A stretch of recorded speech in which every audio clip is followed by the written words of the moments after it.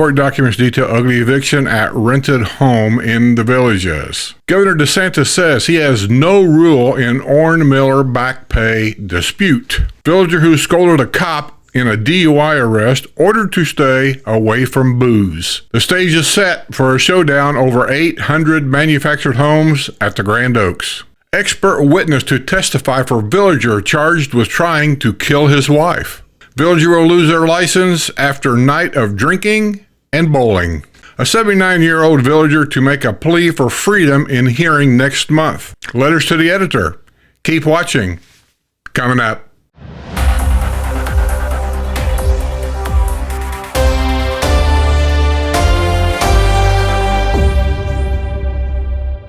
Court documents are offering details of an ugly eviction at a rented home in the Villages, resulting in a tenant's arrest. Judy Line Smearsy Stanton, 77, is facing a felony charge of battery following an alleged attack on her landlord during a walkthrough at the rental property at 3942 Zenith Loop in the village of Osceola Hills. The Illinois native remains free on a $500 bond. During the pre-scheduled inspection of home, the property manager was also present due to the previous issues.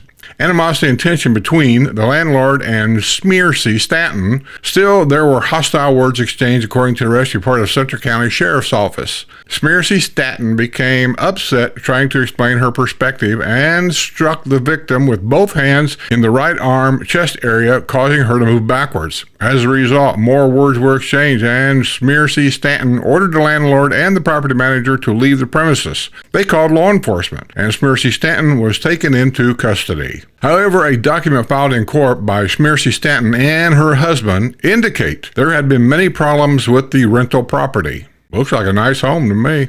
They said they had a dangerous incident involving the glass Whirlpool cooktop stove when Smearsy Stanton was hit with an electric shock so powerful it knocked her across the kitchen. A repairman told the renting couple it was a design flaw. Did you get that in writing? The landlord suggested splitting the cost of the repair, but the couple insisted on the new stove after researching lawsuits prompted by the particular Whirlpool model. The stalemate ensued, and the couple said they were without a cooktop stove for 7 months. They bought an air fryer, but still spent plenty of money going out to eat or bringing home to good meals. The couple also detailed problems with the clothes dryer, smoke detector, and garage door. The couple claims the landlord owes them in excess of $2,000 for repairs they made to the home. Did the landlord say he would pay you, or are you just saying he should pay you? The landlord, a Village of Gilchrist resident who paid $265,400 for the Zenith Loop home in 2016, claims the couple failed to pay the $2,450 rent due May 1st. She served a notice of eviction on May 6th. Smearsy Stanton was arrested May 10th. They also said their rental was supposed to run through Thursday, May 30th. Smearsy Stanton is due July 15th in Sumter County Court for an arraignment. I can just about tell you what happened here. She dropped something and broke the stove. She's blaming it on the stove and manufacturer. She says the repairman said it was Whirlpool. If you ain't got that in writing to substantiate that, that means nothing. And, I've had rental property. This is how it starts. And it just escalates. And the landlord done right. You don't play games. This is it. You're evicted. Get out. I've even heard people say, I won't pay rent unless they fix it. In most states, and I don't know about all states, but I do know in this state, that's against the law. You cannot do that. Governor DeSantis has indicated through a legal document that he has no role in reinstating Sumter County Commissioner Orrin Miller's fight for back pay. Earlier this month, DeSantis was forced to issue an executive order reinstating the Village of Sanibel resident to the county commission. He was forced? This whole thing smells funny to me. Miller had taken the governor to court to force the reinstatement, which also Commissioner Don Weiler removed from Miller's old seat. Miller, who won an uphill race in 2020, was later suspended from his seat by DeSantis after an allegation of perjury. Never proven, and he spent something like 75 days in jail. Think about that. Miller was found guilty of the charge, went to jail for 75 days, and then fought back to eventually clear his name and demand his former seat back. Miller continues to fight for thousands of dollars he believes he is owed for the time he should have been in office. And I think they ought to pay you for the time you spent in jail. I mean, how many people would like to spend time in jail that are totally innocent? I don't know what the law is on that, but I'd be pissed. In a legal opinion, the governor's office said back pay is not an issue for the executive branch. The governor has neither the duty nor the legal authority to pay lost wages and emoluments, according to the opinion. The opinion goes on to state that the Florida legislature, not the governor, controls reimbursements of salary and emoluments to a reinstated county officer. Well, my personal opinion, without getting into all that legal stuff that I know nothing about, he was found innocent. They let him go. He got his seat back. Then yes, I think he has back pay coming. Like it or not. A villager who scolded a police officer when she was arrested on a drunk driving charge has been ordered to stay away from booze. Scolded a police officer. I'd like to have been there and heard that. Anne Marie Savetti, 74, the village of Collier, pleaded no contest this past week in Lake County Court to a charge of driving under the influence. She will lose her driver's license for 6 months, had been placed on probation for 1 year, and was ordered to perform 50 hours of community service. It almost gets redundant, doesn't it? In addition, she must attend a DUI school, must seek a substance abuse evaluation, and may not possess or consume alcohol. Savetti was driving a white Honda SUV at about 9:30 p.m. January 6 on Highway US 27 and 441. She ran a red light, according to the arrest report of Lady Lake Police Department. An officer who initiated a traffic stop found that Savetti's eyes were glassy and bloodshot. The officer asked questions of the Vermont native, but kept getting the same response. There are way much worse things going on in this world than me right now, she said. She participated in field sobriety exercises, but the one-legged stand exercise had to be halted due to fears of her safety after she nearly fell backwards. Well, you know, even when I'm not drinking, that one-legged stand, I might fall down myself. My knees just ain't like they used to be. She did not provide an adequate breath sample. The officer explained the consequences of not providing a breath sample, but Savetti said she would have her attorney figure it out. There ain't no figuring it out. During the trip to the Lake County Jail, Savetti kept repeating that what she did was not bad, and there were many other real criminals in the world that needed to be handcuffed, the report said. Well, if you're drunk and you're driving, you can kill people, children. Yes, that's pretty serious in my book. By the way, Miss Savetti, you can't legally drive your golf cart here either. I keep saying that because I don't think people realize that.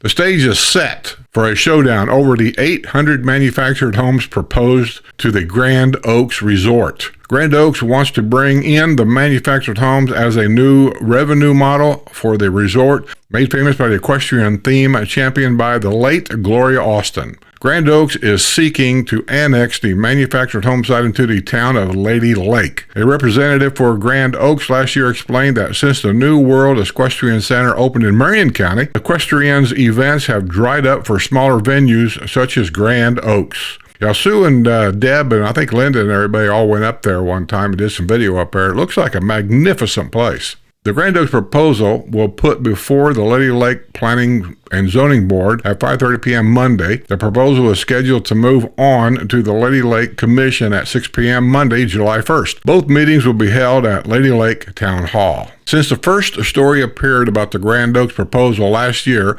neighbors who cherish their rural life have lined up against Grand Oaks, wearing red and anti-Grand Oak faux have appeared at virtually every Lady Lake Commission meeting, as well as planning and zoning meetings, to make sure officials are well aware of the opposition to their planned manufactured home community. In addition to bring more traffic and potential crime, it's not in addition potential, it's will. You will see more crime. Take the villages as a lesson. Look at all the drunks, the wrecks, the drugs, the grandkids, and the kids moving in with mom and dad, and the constant problems we have here. In addition to bringing more traffic and potential crime, the anti-Grand Oaks forces have warned that the lot rental concept is designed to prey upon those of whom ownership might otherwise be a challenge. They also contend that the Grand Oaks ownership resides far away from the property and will not live with the consequences of bringing the manufactured homes to the tranquil equestrian park. Well, I say good luck to you people. I understand the fight 100%. I do. But here's going to be your uphill battle. Your commissioners over there ain't no different than our commissioners here. It's about how much of those property taxes can we get, and then take that money and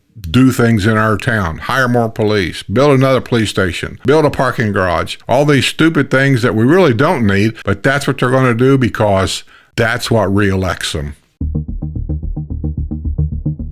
Here's an old story you guys remember. An expert witness will be called to testify on behalf of a villager charged with trying to kill his wife. George Hatchie, 73, is accused of trying to stab to death his wife on September 28, 2022, at their home in the village of Della Vista North. He continues to be held without bond on a charge of attempted first-degree murder at the Sumter County Detention Center. His attorney, Jamie Washoe-Spivey, filed a document in Sumter County Court earlier this month indicating she plans to call an expert witness. The filing provides a clue as to a possible defense in the case. The expert witness is Dr. Susan Scully Danziger, a psychiatric affiliates PA in Maitland, Florida. Maitland, that's where we go down to donate the money when we did a collection for the Children's Wish Foundation. She provides expert testimony with regard to drug usage, including dosing errors, adverse drug reactions, and effects of drugs on memory and behavior. She is licensed in Florida, Illinois, and Louisiana. She appeared on Court TV.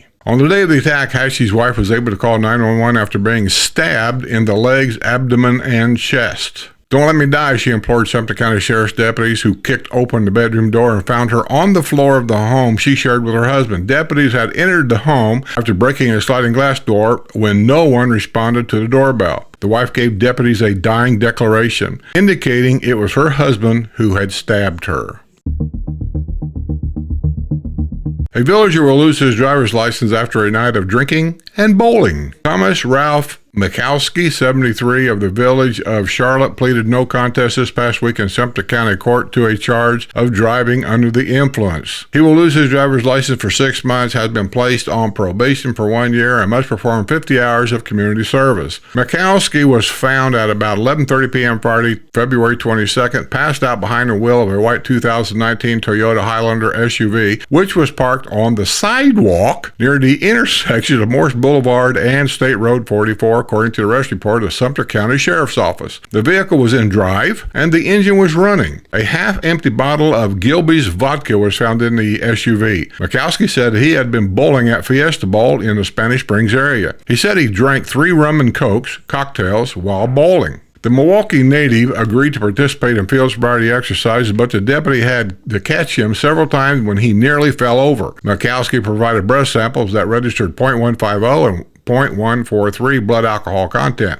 He doesn't hold his booze very well because that's not that high. I mean, it's up there, but falling down drunk, A criminal history check revealed that Mikowski had been convicted of driving under the influence in Wisconsin in 1993 and 2007. Well, Mr. Mikowski, I don't care if you drink. I don't care if you get fall down drunk. Just do it at home.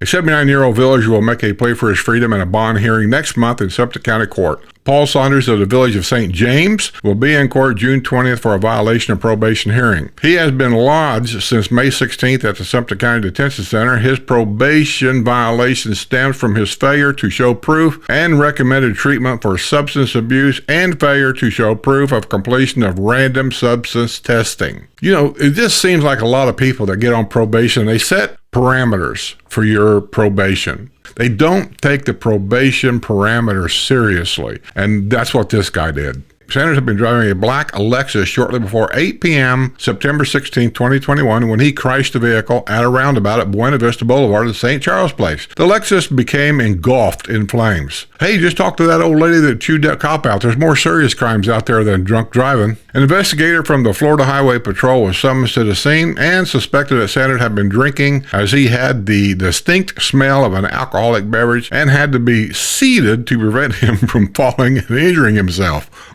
Saunders performed poorly in field sobriety exercises. He initially refused to provide a breath sample but relented. However, he was unable to provide a sufficient sample for his blood alcohol content to be determined. He blamed an unnamed medical ailment for his inability to provide a sample. The native New Yorker later pleads no contest to a charge of driving under the influence. He was placed on probation, lost his driver's license for 6 months, and was ordered to perform 50 hours of community service. He was also ordered to seek a substance abuse evaluation and follow any recommended treatment.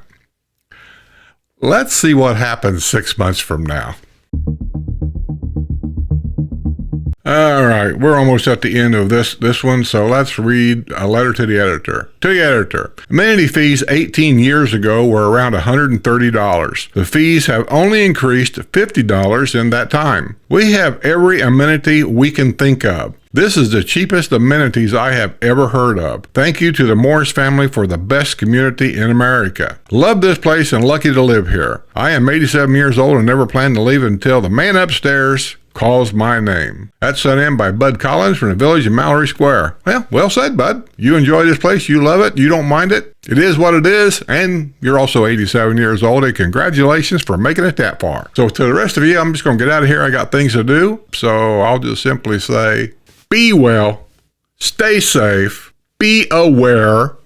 I'll see you on the other side. And don't leave that key in the golf cart.